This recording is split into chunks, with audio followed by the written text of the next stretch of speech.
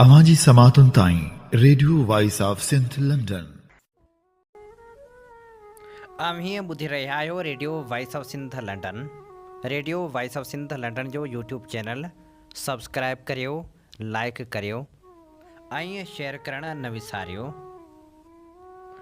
डाघनि ॾेरनि ॾूंगरनि टिन्ही ॾिनम ॾुख, से सभु भायम सुख हेकांदे कारण होत जे।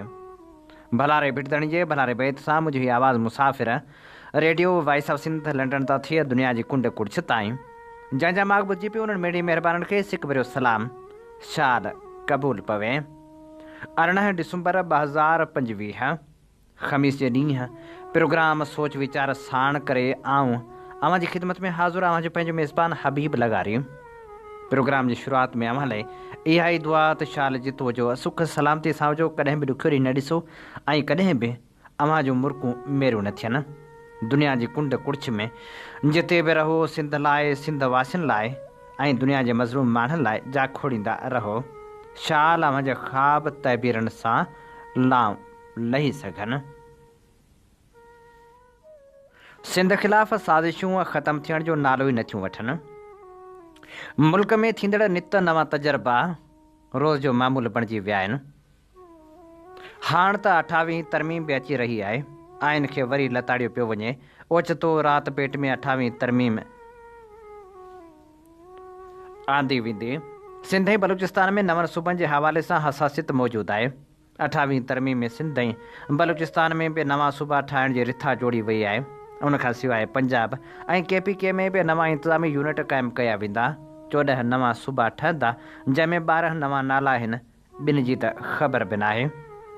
जॾहिं त अहिड़ो इंकशाफ़ अॻूणे वफ़ाक़ी वज़ीर ऐं क़ानूनी माहिर डॉक्टर बाबर अयवान बि कयो आहे, जंहिं चयो आहे त पंजाब ऐं KPK में नवां इंतिज़ामी यूनिट क़ाइमु कया वेंदा। 14 नवां सूबा ठहंदा, जंहिंमें 12 नवां नाला आहिनि। ॿिनि जी अव्हांखे ख़बर आहे। हुन चयो त आइन में वाज़ आहे त सूबा ठाहिण लाइ कंहिं बि सूबे जो सरहदूं तब्दील करण लाइ पहिरीं सूबाई असेंबली में करारदाद ईंदी, पोइ क़ौमी असेंबली में करारदाद ईंदी। हाणे ईअं थींदो त को वॾो साहिब बस नोटिफिकेशन जारी करे छॾींदो। इस्लामाबाद खे सूबो करार ॾिनो वेंदो। ओलह पंजाब, ॾखण पंजाब, बहावलपुर ऐं पंजो पोठवार सूबो ठहंदा। हुन चयो त सिंध में 3 सूबा ठहंदा, हिकु कराची, ॿियो सिंध, टियों सूबो मेहराण हूंदो। बलूचिस्तान में हिकु सूबो बलूचिस्तान ऐं ॿियो गवादर सूबो हूंदा। KP में ख़ैबर हरीपुर सूबा हूंदा, जॾहिं त आज़ाद कश्मीर जो नालो तब्दील न कयो वेंदो। गिलगित बल्तिस्तान जो नालो इहो ई रहंदो।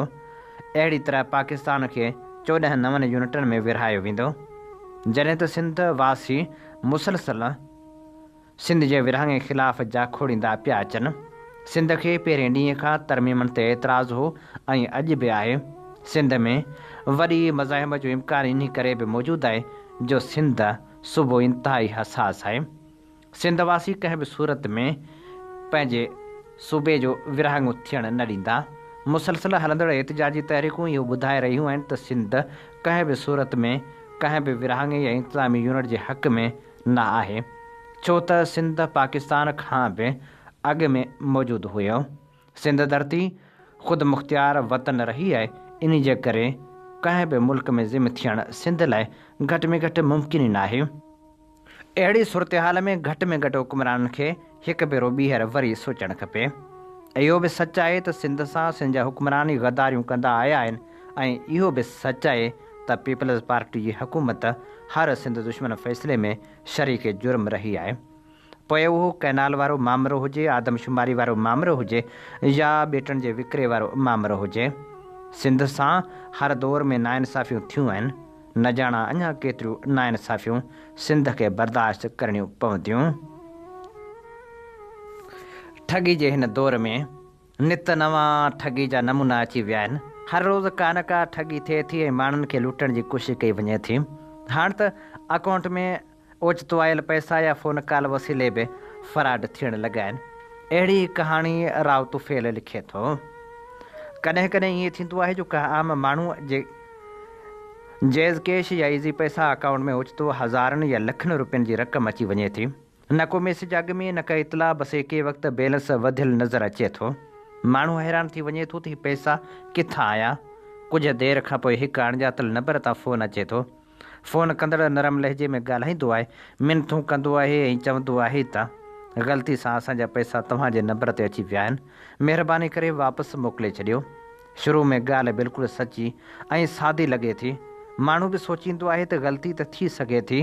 पोइ फ़ोन कंदड़ ॿियो नंबर ॿुधाईंदो आहे ऐं चवंदो आहे त उन नंबर ते पैसा मोकिले ॾियो।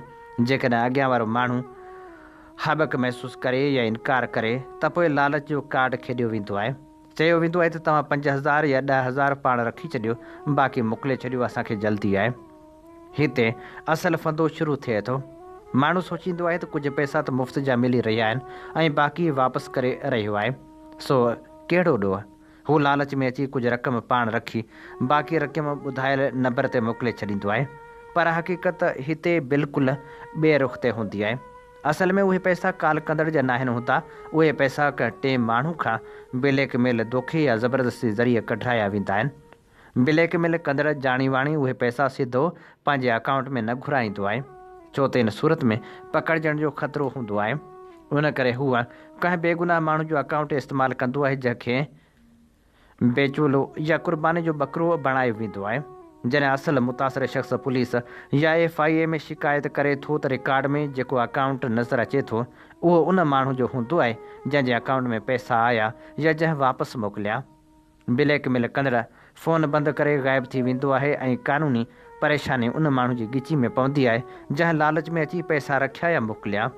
उनखां बि ख़तरनाक ॻाल्हि इहा आहे त क़ानून जी नज़र में उहो अमल मनी लॉन्ड्रिंग या ग़ैर क़ानूनी रक़म जी मुंतक़िली सम्झो वञे थो। भले माण्हू जी नीयत ख़राबु न बि हुजे, छो त अकाउंट तव्हांजो आहे, ट्रांज़ेक्शन तव्हां कई आहे, तंहिं करे ज़िमेवारी बि तव्हां ते अचे थी। पोइ अहिड़ी सूरत हाल में छा करणु घुरिजे? जेकॾहिं कंहिंजे अकाउंट में ओचितो अणॼातल पैसा अची वञनि त पहिरियों कमु इहो आहे त 1 रुपयो बि हथ न लाहिजे, न वापसि मोकिलियो, न ख़र्चु कयो, न कंहिं ॿिए नंबर ते ट्रांसफ़र कयो। फौरी तौर ते जेज़ कैश या इज़ी पैसा जी हेल्पलाइन ते कॉल कई वञे ऐं ॿुधायो वञे त अकाउंट में ग़लति पैसा आया आहिनि। उहे पाण क़ानूनी तरीक़े सां पैसा वापसि कंदा। जेकॾहिं को फ़ोन करे दबाव विझे या लालच ॾिए त सम्झो त उहो साफ़ फ्रॉड आहे। यादि रखो, लालच जो हिकु निढड़ो लम्हो सालनि जी परेशानी बणिजी सघे थो। जेका रक़म तव्हांजी न आहे उहा तव्हांजी आज़माइश आहे, नेमत न। होशियारु माण्हू उहो आहे जेको अहिड़े वक़्तु ख़ामोश रहे, न उहो जेको थोरो फ़ाइदो ॾिसी वॾे ख़तरे में पइजी वञे। पंहिंजे ख़ूबसूरत ग़ज़ल में मीर महरम लगारे लिखियो, वही मोट खाधी त तो मोट खाधी, वही मोट खाधी त तो मोट खाधी, असां खां न पुछ केतिरी चोट खाधी। तो उल्फत पे अर्पी मूं शहरनि जा तोहफ़ा, न तो टोट खाधी न मूं टोट खाधी। चवनि था त आदम शुमारी वधी आहे, पुछां थो त छो माण पे खोट खाधी। असां लाट ॿारी या शौर वारी, ॾिसूं की न ऊंद अफड़फोट खाधी। वही मोट खाधी त तो मोट खाधी, असां खां न पुछ केतिरी चोट खाधी। अवांजी समातुनि ताईं radio voice of Sindh London. अवीं ॿुधी रहिया आहियो radio voice of Sindh London. अवांजी ख़िदमत में प्रोग्राम पेश कयो पियो वञे सोच वीचार जे हिन सफ़र में आऊं अवां सां मुखातिब अवांजो पंहिंजो मेज़बान हबीब लगारी। जीअं तव्हीं चङी रीति ॼाणो था त असीं radio voice of Sindh London तां अवांजी ख़िदमत में उहे प्रोग्राम पेश कंदा आहियूं जिन में सचाई जा सॾ हूंदा आहिनि, जिन में ॼाण जा अमुल ख़ज़ाना हूंदा आहिनि। असीं चाहियूं था त हीउ सफ़र सफलता माणे, जंहिं लाइ असांखे अवांजे साथ ऐं सहकार जी ज़रूरत आहे। अचो हिन सफ़र में असां सां हमक़दम बणिजो। असांजे यूट्यूब चैनल खे सब्सक्राइब करियो। उन सां गॾोगॾु असांजा प्रोग्राम वधि में वधि दोस्तनि ताईं पहुचायो। इदारनि मां सिंधी ॿोली सां दुश्मनी वारो रवैयो आख़िर कॾहिं ख़तमु थी सघंदो? इन समूरी सूरत हाल ते नाम्यारो लेखक इब्राहिम खरल लिखे थो, अॼु इंतिहाई दिली सदमो रसियो आहे। सदमे सां गॾु पंहिंजे हाल ते निदामत बि महसूसु थी था। असांजे जीजल अमर जी ॿोली, असांजे 1 करोड़ सिंधियुनि जी मादरी ॿोली, असांजे मादरी इल्मी इदारनि मां कीअं न धिके धार कई पई वञे। उन में ॾोह सिर्फ़ु मादरी इल्मी इदारनि, स्कूलनि, यूनिवर्सिटियुनि जो बि न आहे, पर उहा असांजी पंहिंजी गफ़लत बि आहे जो असां हथ ते हथ रखी वेही रहिया आहियूं। पुछाणो करणु, सार संभाल लहण जे वक़्त ते पैरवी करणु असां खां नथो पुॼे। पहिराइती ॻाल्हि हीअ आहे त शाह अब्दुल लतीफ़ यूनिवर्सिटी पारां हलंदड़ EDS ऐं कॉमर्स जी डिग्री लाइ यूनिवर्सिटी सां मुंसलिक कॉलेजनि में सालियानो इम्तिहान हली रहियो हो, जंहिंमें पीर जो ॻोठ में एक्सटर्नल तौरु ड्यूटी में क्लासनि जो चकर लॻो। छा ॾिसां त पेपर इस्लामिक कल्चर जो आहे, जंहिंमें अक्सरियत असांजे दीनी भाइरनि, जंहिंजे मुंहं ते नबी साईं जी सुहारी, मथे ते टोपियूं, कन खे गोल त किन खे मेहराबी टुआल वेढ़ियल त के वरी ॾाढ़ी कूड़, सूटेड बूटेड के मिसकिनी हालत, किन खे जैकेट कोट पातल। नज़र जो डुड़ायमि त सभु जा सभु जवाबनि वारी कापी ते अंग्रेज़ी वेठा लिखनि। गुमान थियो त को अंग्रेज़ी जो पेपर आहे। भर में बीठल इन्विजिलेटर साहिब खां पुछियमि त ही छा पिया लिखनि। चयाईं साईं इस्लामिक कल्चर। अंग्रेज़ी मीडियम आहे छा?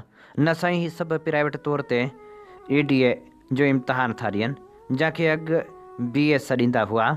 गुमान थियो त को अहिड़ो लेटर निकितो आहे छा त बाबा ही EDA इम्तिहान अंग्रेज़ी में ॾियणो पवंदो। अहिड़ो को लेटर बि नज़र मां कोन गुज़रियो। सो शागिर्दनि खां पुछियमि त बाबा ही छा, तव्हां सभु सिंधी आहियो? चयाऊं हाओ साईं। पोइ ही कहिड़ो कारनामो वेठा करियो? हिकिड़ो मौलवी साहिबु उथी बीठो, जंहिंजे हथ में सवाली पेपर हुयो। चवणु लॻो, कारनामो असां न यूनिवर्सिटी वारनि कयो आहे। हीउ सवाली पेपर अंग्रेज़ी में मोकिलियो अथाऊं। त छा थी पियो? अवां सुवाल सिंधी में लिखो। कीअं लिखूं साईं? पहिरियां टिन्ही ॿोलियुनि में सवाली पेपर ईंदो हो, सिंधी, उर्दू, अंग्रेज़ी। पोइ जेका जंहिंजी ॿोली हूंदी हुई उहो उन में लिखंदो हो। मसलन अंग्रेज़ी में तालीम वठंदड़ अंग्रेज़ी में लिखंदो हो, उर्दू वारो उर्दू में ऐं सिंधी वारो वरी सिंधी में। सो साईं पेपर जंहिं ॿोली में ईंदो असां बि उहा ॿोली लिखंदासीं। जॾहिं ॿिए शागिर्द खां पुछियमि त उन खिली जवाबु ॾिनो त साईं क़ौम जे हाल ते न हलो। असल में किताब गाइडियूं महांगा हुजण सबबि शागिर्द 2000 जो ख़र्च छो करे। सवलो तरीक़ो आहे, अंग्रेज़ी में चैट GPT खां पुछूं था, उहा मिंट में सवाल कढे थी ॾे। सो केरु वेही किताब वठे खणी अचे, फ़हिरिस्त जाचे, पनो फाड़े, वरी वेठो आए वए खां लिकाए। अड़े ही पंहिंजी ॿोली सां पाण वेसा घाती। तव्हांजी धूड़ पाइणी आहे त पंहिंजी ॿोली में पायो। उहो साॻियो सवाल सिंधी में कयो। साईं सिंधी में थकल चैट GPT आहे, मुतमिन नथी करे। शागिर्द खिलण लॻा त मूंखे गुस्सो आयो। हिकु ॿिनि खां मोबाइल खसियमि त सभु चुप थी विया, भेलो मुंहुं करे वेठा रहिया। हिकु नौजवान उथी चयो, साईं सॼे सिस्टम जो मुंहुं कारो लॻो पियो आहे। तव्हां कंहिंजो मुंहुं धोईंदो? मुंहिंजा त ताक लॻी विया। पत करियो, अॼु मायूस थियो आहियां त कीअं असांजे इदारनि मां ॿोली जी तॾा वेड़ पई थिए। असां मुसर आवाज़ बि कोन उथारे सघिया आहियूं। इहो ई हशर मूं यूनिवर्सिटी में ॾिठो आहे। उते को सिंधी जो माहिर कंप्यूटर ऑपरेटर ई कोन्हे जेको पेपर टाइप करे ॾे। मूं पूरा 5 साल हथ सां सिंधी, उर्दू ऐं अरबी लिखी, जेका मशीन ज़रिए कापियूं करे सेंटर ते मोकिलींदा रहिया, पर हाणे लॻे थो त उन तरफ़ ध्यानु कोन्हे। इहो हिकु सुवालु आहे जेको आला इख़्तियारनि खां तवजह जो तलबगार आहे। वणे त पोइवारी कयो, वणे त रदी जी टोकरी हवाले कयो। नसे वोण वणनि में, नसे कातियारियूं, पसियो बाज़ारियूं हीणो मुलूण थिए। नईं टही जे इंतिहाई सघारे शाइर फवाद कलवड़ लिखियो, माण्हू जो हथ करतब जो सरमायो हो, हिकिड़ी जादूगर औरत सम्झायो हो। पाण मिटी जा माण्हू ठाहे मुर्कियासूं, पाण गुॾी ऐं गुॾड़ो बि परणायो हो। पंहिंजे ई रूपोश क़बर जो ॾेख ॾिठमि, पंहिंजी ई रूपोश क़बर जो ॾेख ॾिठमि। जीवन में हिकु अहिड़ो ॾींहुं बि आयो हो, तकती कोन कई मूं साही अखि छिंभजी, सूरज तोखां मुंहिंजो पंध सवायो हो। शाम सनिया आथत जाथी आई हुई, ॻाराणा थी ॻोठाणी ॻाल्हायो हो।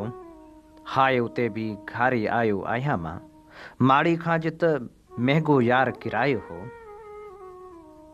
कॉम्प्रस अॻवान ऐं ख़ूबसूरत लेखक नवाज़ शाह भाॾाई लिखियो, सिंध हिकु मुल्क आहे, सिंधी हिकु क़ौम आहिनि। आज़ादी संदन हक़ आहे, आज़ादी मुमकिन आहे। अहिड़ो पहिरियों दफ़ो जदीद साइंसी नज़रियो ॾींदे उनखे आलमी तौरु मञियल सोशलिज़म, जमहूरियत, सेकुलरिज़म ऐं कॉम्प्रसी जे उसूलनि ते इस्तवार कंदड़ 14 सालनि जी उमिरि खां 96 सालनि ताईं सिंध ऐं सिंधियुनि जी आज़ादी, सलामती ऐं बका लाइ जदोजहद कंदड़ पहिरियों भेरो सिंध जा सुरमा किताब लिखी, सिंधियुनि जा क़ौमी हीरोज़ दरियाफ़्त कंदड़ सिंधी कल्चर किताब वसीले सदियुनि जी वञायल क़ौमी सक़ाफ़त खे यकजा कंदड़, जीअं ॾिठो मूं किताब ज़रिए मज़हब जी ग़लति तशरीह खे रद्द ॾेई सेक्युलर सिंध जी अॾावत कंदड़, सिंधू जी सञाह किताब लिखी सिंधू तहज़ीब जा सुनहरी नक्शो निगार चिटींदड़, 28 साल रियासती अताब हेठि कुफ़्र लहाद गद्दारी ऐं ॿियनि लातइदाद सर्टिफिकेटनि ऐं फ़तवाउनि सां मदे मुक़ाबिल थी साबित क़दम रहंदड़ जेलनि नज़रबंदियुनि ऐं बम धमाकनि कातलाणनि हमलनि साम्हूं अॾोल रहंदड़ अंग्रेज़नि पारां बम्बईअ जे हिकिड़े कमिश्नर हेठि यरगमाल बणायल सिंध जी सूबाई हैसियत बहाल कराए बाद में आलमी क़ुवतनि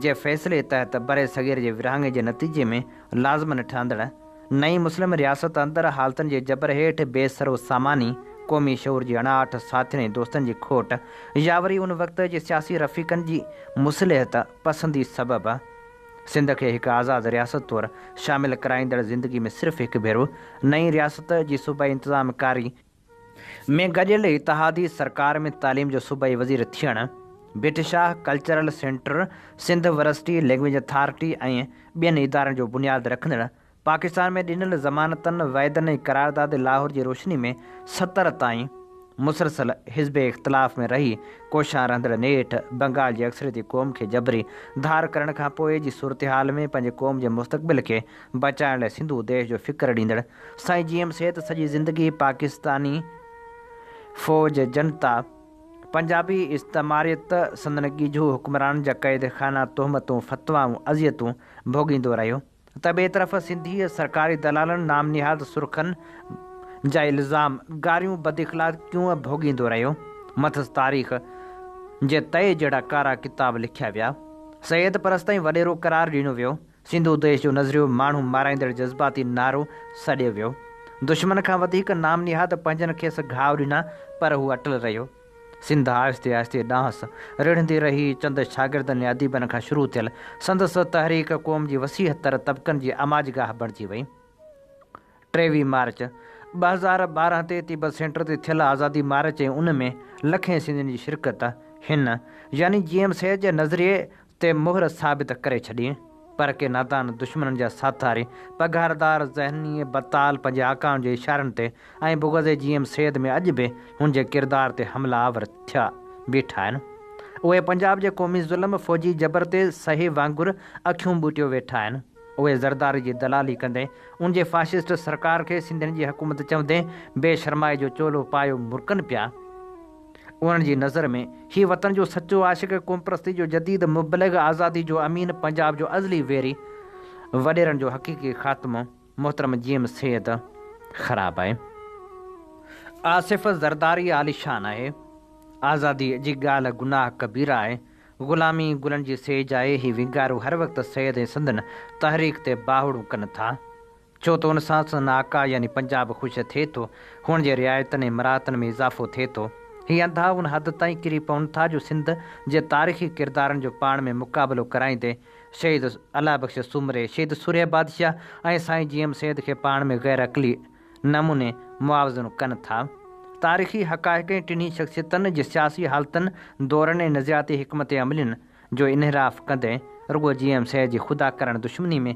क़ौम खे गुमराह करण जी साज़िश कनि था ऐं चवनि था त जीएम सेठ खां अला बख़्श सुमरो वधीक मुहिब वतन हो सूर्य बादशाह वधीक अज़ीम हो असीं इहो त खंदाए पेशानी असां क़बूल था करियूं त शहीद अला बख़्श सुमरो ऐं सूर्य बादशाह ॿिन्ही अज़ीम मुहिबान वतन हुआ सचा देश भगत हुआ इनकलाबी हुआ आज़ादी जा कोॾिया हुआ पर तारीख़ी सच इहो आहे त शहीद अला बख़्श सिंध जी आज़ादी लाइ का मुनज़म सियासी पार्टी ठाहे उन वक़्तु हम ख़्याल दोस्त गॾाए बाक़ाइदा आज़ादी जी सियासी वेढ़ कान विढ़ी हुई अलबत्ता हू ज़ाती तौरु सिंध जी आज़ादी जो हामी ऐं नासिर हो शहीद सूर्य बादशाह आलमगीर जंग जे नतीजनि में पंहिंजी कमिटमेंट तहत शानदार गोरिला वेढ़ विढ़ी पर उनजो दाइरो किन मख़सूस इलाइक़नि ऐं पुरगणनि ताईं महदूद हो अलबत्ता उन में इश्क़ वतन सां वफ़ा ऐं क़ौमी गैर जा मिसाल तारीख़ जो रोशन बाब आहिनि उन हूंदे बि साईं जीएम सेठ ॿिन्ही लाज़वाल क़ौमी अॻवान सां पंहिंजी अक़ीदतमंदी ज़ाहिर कंदे पंहिंजी लिखत या एतिराफ़ ज़रिए इहो क़बूल कयो त इल्म जी खोट या जज़्बाती हुजण करे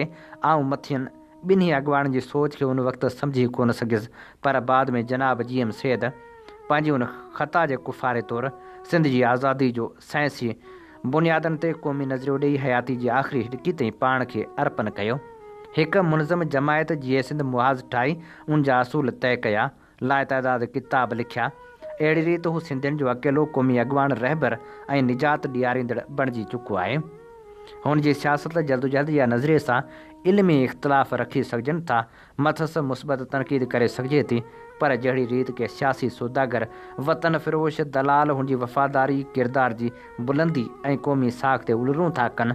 इल्ज़ामनि जा तीर तर्कश में हर वक़्तु संभालियो वेठा आहिनि। उन्हनि खे दलील खां वठी दड़के ताईं हर ज़ुबान में जवाबु ॾियण जी सलाहियत ऐं सघ रखूं था। पंहिंजे लाफ़ानी क़ाइद ऐं नई क़ौम जे तख़्विल निगार खे चंद लाठड़ियुनि जे गंद भरियल ज़हानत हथां पामाल थियण हरगिज़ न ॾींदासीं। अवांजी समातुनि ताईं radio voice of Sindh London. हीअं ॿुधी रहिया आहियो radio voice of Sindh London. अवांजी ख़िदमत में प्रोग्राम पेश कयो पियो वञे सोच वीचार जिन सफ़र में आऊं अवां सां मुखातिब ऐं पंहिंजो मेज़बान हबीब लगारी। ऐं हाणे विरहाङे जी तारीख़ जा पेरा खणूं था। शमसुल इस्लाम जे लिखियल किताब मुस्लिम्स अगेंस्ट पार्टीशन जी ॿी क़िस्त अवांजी ख़िदमत में पेश करियूं था। दहली जी अरबी कॉलेज अलाबख्श सुमरो जी ऑल इंडिया आज़ाद मुस्लिम कॉन्फ्रेंस लाइ रज़ाकारणियूं ख़िदमतूं पेश कयूं। अलीगढ़ मुस्लिम यूनिवर्सिटी जा 50 खां वधीक शागिर्द बि हिन कॉन्फ्रेंस में शिरकत लाइ पहुता। कॉन्फ्रेंस जे हवाले सां पाकिस्तान मुख़ालिफ़ जोश ऐं जज़्बे जी ॻाल्हि कजे त हज़ारे मेंबरनि शिरकत कई। जॾहिं त कॉन्फ्रेंस जी शुरूआति खां अॻु ई हिंदुस्तान जे मुख़्तलिफ़ हिसनि मां दहली पहुचणु शुरू थी विया हुआ। इहो पको यकीन ज़ाहिर कयो पए वियो त कॉन्फ्रेंस जो इनकाद हिकु ज़बरदस्त कामयाबी साबित थींदो ऐं हिंदुस्तानी मुस्लमाननि में हक़ीक़ी क़ौम परस्ती ऐं सियासी सोच जी हिकु नई लहर पैदा कंदो। इतलान मूजिबि मुस्लिम लीग अलाबख्श सुमरो जी आमद ते कारा झंडा ॾेखारण जो मनसूबो ठाहियो हो, पर मुस्लमाननि जे वॾे अंग में मौजूदगी ॾिसी इहो ख़्यालु छॾिणो पियो। आजिया कमेटी अॻवाननि जी रिहाइश लाइ 2 वॾा होटल किराए ते वरिता हुआ। मुख़्तलिफ़ सूबाई ऐं मरकज़ी क़ानून साज़ी इदारनि जे आज़ाद मुस्लिम मेंबरनि खे बि दावतनामा मोकिलिया विया हुआ, जिन मां वॾी तइदाद कॉन्फ्रेंस में शमूलियत जो इरादो ज़ाहिर कयो हो। जामिया मलिया इस्लामिया जे अॻूणनि शागिर्दनि पंहिंजनि पुराणनि साथियुनि जी हिकु गॾिजाणी करण जो फ़ैसिलो कयो, छो त उन्हनि मां केतिरा ई कॉन्फ्रेंस जे सिलसिले में दहली में मौजूदु हुआ। दहली जे अरबी कॉलेज जे शागिर्दनि जी हिकु गॾिजाणी में गॾियल तौर ते हिकु ठहराव पास कयो वियो, जंहिंमें कॉन्फ्रेंस जे मक़सद सां हमदर्दी ज़ाहिर कई वई ऐं पंहिंजूं ख़िदमतूं पेश कयूं वियूं। मुस्लिम औरतुनि खे बि कॉन्फ्रेंस में शिरकत जी अपील कई वई ऐं उमेदु हुई त उन्हनि मां वॾी तइदाद शरीक थींदी। इन मक़सद लाइ पंडाल में औरतुनि लाइ लॻभॻि 5000 माण्हुनि जे वेहण जा ख़ासि इंतज़ाम कया विया हुआ।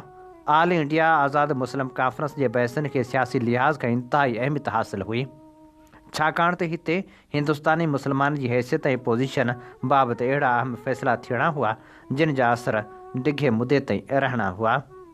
दी हिंदुस्तान टाइम्स मूजिबि 26 अप्रैल जी मंझंदि जो दहली जे घटियुनि में हिकु शानदार जुलूस कढियो वियो, जेको दहली में पंहिंजे नोए जो पहिरियों जलूस हो। हिन जलूस जो मक़सदु आवाम खे उहो मौक़ो फ़राहम करणु हो त हूअ कॉन्फ्रेंस जे चूंडियल सदर ख़ान बहादुर अलाबख्श खे ख़िराज तहसीन पेश करे सघनि। हू सादो लिबास पातल हुआ। जुलूस जामे मस्जिद वटि ख़तमु थियो, जिते उनजे साम्हूं हिकु अवामी जलसो मुनक़िद थियो, जंहिंखे चूंडियल सदर ख़िताब कयो। हुन हाज़िर माण्हुनि खे यकीन ॾियारियो त कॉन्फ्रेंस हिंदुस्तान जे मुस्लमाननि खे सही रहनुमाई फ़राहम कंदी। हूअ इहो ॾिसी ख़ुशि हुआ त मुस्लमान पंहिंजनि हिंदू भाइरनि खां पोइते न आहिनि ऐं हिंदुस्तान जी आज़ादी लाइ ओतिरे ई जोश सां सरगर्म आहिनि जेतिरा हुआ। जुलूस जी पूरे रस्ते ते ख़िलाफ़त तहरीक जा पुराणा मंज़र नज़र आया। मुस्लमाननि रस्ते खे निहायत सुहिणे नमूने सां सिंगारियो हो। हिकु मुहतात अंदाज़े मूजिबि लॻभॻि 50,000 मुस्लमाननि जलूस में कंहिं न कंहिं हंधि शिरकत कई, जॾहिं त उनखां बि वधीक माण्हुनि, जिन में औरतुनि जे वॾे तइदाद पिणु पंहिंजे घरनि जे बालकुनियुनि मां जलूस जो निज़ारो कयो। सिज जी सख़्त तपश जे बावजूदि इंसानी सिरनि जो हिकु बेमिसाल समुंड ख़ान बहादुर अलाबख्श जी आजियां लाइ मौजूदु हो। जलूस जी पुॼाणी खां पोइ अलाबख्श सुमरो तबसरो कंदे चयो, जलूस में नज़र आयल जोश जज़्बे जा मंज़र इन ॻाल्हि जो सबूत आहिनि त हिंदुस्तान जे मुस्लमान जी हिकु वॾी अक्सरियत बि पंहिंजनि हिंदू भाइरनि वांगुरु ग़ुलामी जे ज़ंजीरनि खे टोड़ण लाइ बराबरि बेचैन आहे। ख़ान बहादुर अलाबख्श माण्हुनि खे अपील कई त हू हिन मौक़े ते भरपूर नमूने अॻिते वधनि ऐं हुन उमेदु ज़ाहिर कई त आज़ाद मुस्लमान कॉन्फ्रेंस सही रहनुमाई फ़राहम कंदी। कॉन्फ्रेंस में मुसलमान जी ज़बरदस्त शिरकत खे ॾिसंदे इहो फ़ैसिलो कयो वियो त जेको पंडाल 50,000 शिरकत कंदड़नि लाइ तयारु कयो वियो हो उनखे वधीक वसी कयो वञे। हीअ असीं अवां जी ख़िदमत में पेश करे रहिया हुआसीं ॿी किस्त। प्रोग्राम सोच वीचार में हाणे शामिल करियूं था अब्बास नासिर जो लिखियल ख़ूबसूरत लेख, जंहिंजो उनवान आहे उहो माण्हू जेको बादशाह बणजणु चाहींदो हो। जॾहिं अॻूणे army chief general Qamar Javed Bajwa इहो फ़ैसिलो कयो त हू पंहिंजो मशहूरु नवाज़ हासिलु करियो ऑपरेशन शुरू कंदो, तॾहिं हू मुकमल तौर ते यकीन करे चुको हो त उन वक़्त जो वज़ीर अज़म खेसि वाद ॾियण जे ख़िलाफ़ु आहे। अहिड़ी सूरत हाल में बाजवा उत्तर सिंध पनवाकिल में क़ाइमु 16हीं डिवीज़न जे जनरल ऑफिसर कमांडिंग GOC खे ओचितो मंज़रनामे जे उहिदनि मां कढी मुल्क जे सियासी लिहाज़ खां इंतिहाई अहम फ़ौजी पोस्ट इस्लामाबाद में ISI हेडक्वार्टर मुंतक़िल कयो। बाजवा लाइ ॿियो मुदो फैज़ हमीद जे मनसूबनि सां बि भरपूर नमूने ठहकंदड़ हो। नए मुक़ररु थियल DGC मेजर जनरल फैज़ हमीद जल्दी मैदान में लहंदो नज़र आयो। थोरे ई अरसे में हुन मीडिया ते पंहिंजो मज़बूत कंट्रोल क़ाइमु करे वरितो। यूट्यूबरनि खां वठी सीनियर एडिटरनि ताईं सभिनी खे धमकियूं ॾिनियूं वियूं। TLP जहिड़नि घटियुनि जे एहतजाज कंदड़ गिरोहनि खे बाइख़्तियार बणायो वियो ऐं मुल्क जे आला अदलिया जे अहम मेंबरनि खे बि दॿाउ में आणण लाइ क़दम खयां विया। ईअं लॻंदो हो ॼण के मोज़िज़ जज बि संदसि असर हेठि अची चुका हुजनि। बेमिसाल ज़ालिमाणे अंदाज़ में हुन तेज़ी सां उहे सभु रुकावटूं हटाए छॾियूं जेके संदसि रस्ते में बीठल हुयूं।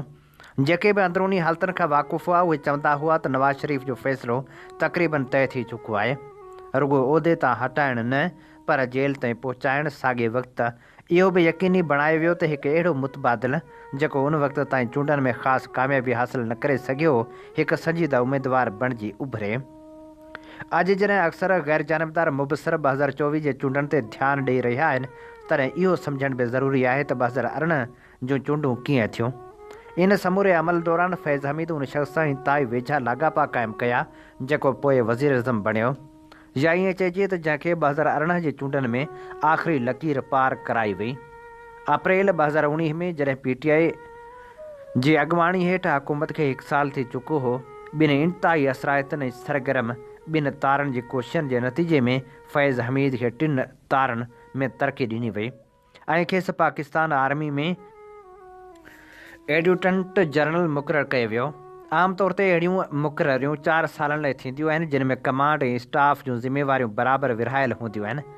साफ़ नज़र अची रहियो त जेको माण्हू बादशाह बणजण जा ख़्वाब ॾिसी रहियो उनखे रोकण जो को अहसासु ई न हो ऐं हू उनजो भरपूर लुत्फ़ वठी रहियो हो। हुन तरक़ी खां सिर्फ़ु 2 महीननि अंदरि नए वज़ीर अज़म इमरान ख़ान ज़ोर भरियो त फैज़ हमीद खे DG ISI मुक़ररु कयो वञे। अहिड़ी रीति ॿिन्ही जी कुर्बत वधीक वधी वई। उहो अॼु ताईं वाज़े नाहे त उहो फ़ैसिलो वज़ीर अज़म जो ज़ाती हो या जनरल जे दॿाउ जो नतीजो। साॻे साल बाजवा खे संसद घणे वक़्त खां गहरी वाध मिली जेतोणीकि सुप्रीम कोर्ट तरफ़ां उनखे रोकण जी आख़िरी कोशिश बि थी हुई। उन मौक़े ते मुख़ालिफ़ धुर बि मुकमिल तौर ते हथियार फिटा करे ख़ज़ाने जे बेंचनि सां गॾु वोट ॾिनो। उहो फैज़ हमीद लाइ बि फ़ाइदेमंद हो छाकाणि त बाजवा जा इज़ाफ़ी 2 साल खेसि ईंदड़ आर्मी चीफ जी डोड़ में सीनियर तरीन लेफ्टिनेंट जनरल में शामिलु करे रहिया हुआ। वज़ीर अज़म जे वेझे हुजण सबबि हू सभिनी खां अॻियां बीठल हो ऐं लॻी रहियो हो त हुन पंहिंजा कार्ड चङी तरह खेॾिया आहिनि। पर शायदि जनरल बाजवा जा इरादा कुझु ॿिया हुआ। हुन सम्झी वरितो त मौजूदा वज़ीर अज़म सां गॾु फैज़ फैक्टर खेसि ॿी वाध वठण में मसइलो बणिजी सघे थो। घणी जदोजहद खां पोइ या त वज़ीर अज़म खे क़ाइल कयो वियो या फ़ैसिलो मढ़ियो वियो त कमांड तजर्बे खां सवाइ फैज़ हमीद चीफ जी डोड़ में शामिलु न थी सघंदो। नतीजे में अक्टूबर 2021 में फैज़ हमीद खे पिशावर में कोर कमांडर मुक़ररु कयो वियो ऐं संदसि जाइ ते lieutenant general Nadeem Anjum DG ISI बणिजी वियो। नवंबर 2022 ताईं जॾहिं बाजवा जो ॿियो मुदो ख़तमु थियण वारो हो, इमरान ख़ान जे एहतियात सां ठाहियल हक़ीक़त में जोड़ियल अक्सियत टुटी पई। अप्रैल 2022 में खेसि वोट ज़रिए हटायो वियो ऐं नओं वज़ीर अज़म आयो जेको डिघे अरसे खां इक़्तिदार जो ख़्वाहिशमंद हो ऐं नवाज़ लीग अंदरि फ़ौज सां जियो ऐं जीअण ॾियो वारी पॉलिसी जो हामी रहियो हो। फैज़ हमीद जी सोच ताईं रसाई जी दावा कंदड़ तजिए निगार चवनि था त तहरीक इंसाफ़ अॻुवाण सां संदसि कुर्बत ऐं पोइ वफ़ादारी इंतिहाई चालाक हुई। हू उनखे मुल्क जो सभ खां ताक़तवर उहिदे ताईं पहुचण लाइ हिकु ॾाकण तौरु इस्तेमालु करणु चाहे रहियो हो, ॼण हू अॻु में ई ताज पाए वेठो हुजे। पर पोइ इमरान ख़ान जंहिं खेसि चीफ तौरु नामज़द करण जी कोशिशि कई हुई, ॿुधायो वञे थो त हिकु ॿिए सीनियर ऑफिसर खे नाराज़ करे वेठो। जॾहिं हुन बाजवा ते ज़ोर ॾिनो त फैज़ खे ISI मां हटायो वञे। जॾहिं नवंबर 2022 वेझो आयो, बाजवा ॿी वाद लाइ दॿाउ विधो।